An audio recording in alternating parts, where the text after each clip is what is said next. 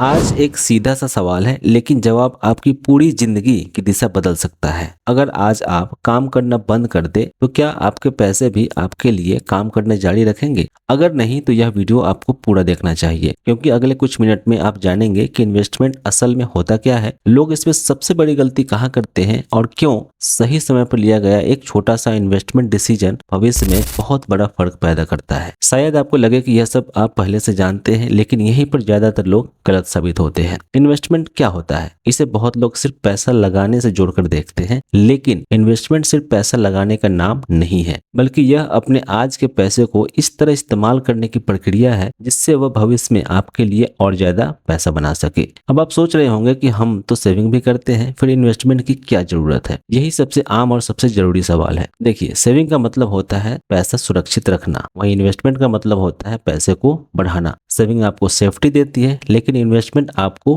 Growth देती है, और अगर ग्रोथ नहीं होगी तो इन्फ्लेशन धीरे धीरे आपकी सेविंग की वैल्यू कम करता रहेगा। अब सवाल उठता है यहाँ पर कि इन्वेस्टमेंट काम कैसे करता है। तो देखिए, जब आप अपना पैसा किसी ऐसी जगह लगाते हैं जहाँ समय के साथ रिटर्न यानी कि उस पर ब्याज मिले या फिर इंटरेस्ट मिलने की संभावना हो, तो वही इन्वेस्टमेंट कहलाती है। यह जगह हो सकती है स्टॉक मार्केट, म्यूचुअल फंड हो सकता है, रियल एस्टेट हो सकता है, बॉन्ड्स हो सकते हैं, और भी बहुत सारे इन्वेस्टमेंट है। अब आप सोच रहे होंगे कि इन्वेस्टमेंट के कितने प्रकार होते हैं। तो देखिए, टेक्निकली इन्वेस्टमेंट के बहुत सारे टाइप्स होते हैं, लेकिन एक बिगिनर के लिए कुछ बेसिक्स टाइप्स ही समझना काफी होता है। सबसे पहले बात करते हैं स्टॉक मार्केट की। इसमें आप किसी कंपनी के शेयर्स को खरीदते हैं। अगर कंपनी ग्रो करती है समय के साथ, उसका बिजनेस बढ़ता है, तो शेयर की वैल्यू भी बढ़ती है और आपको प्रॉफिट मिलता है। यहाँ पर रिस्क ज्यादा होता है, लेकिन लॉन्ग टर्म में रिटर्न की पॉसिबिलिटी भी उतना ही ज्यादा होती है। दूसरा आता है म्यूचुअल फंड। म्यूचुअल फंड उन लोगों के लिए होता है जो डायरेक्टली स्टॉक मार्केट में इन्वेस्ट नहीं करते, जो रोज रोज मार्केट को ट्रैक नहीं कर सकते,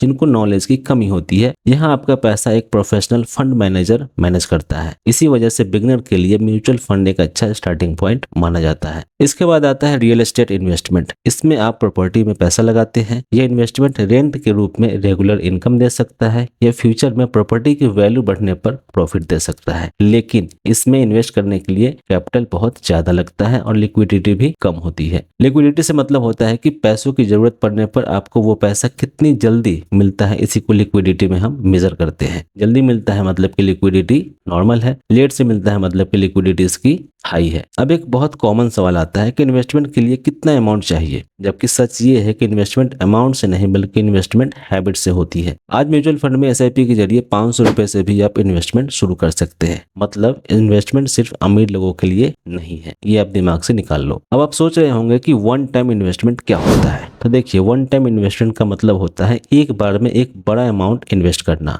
यह तब सही होता है जब आपके पास एक्स्ट्रा पैसा हो और आपका गोल लॉन्ग टर्म का हो। अब बात करते हैं सबसे जरूरी सवाल की कि इन्वेस्टमेंट करने से क्या फायदा होता है।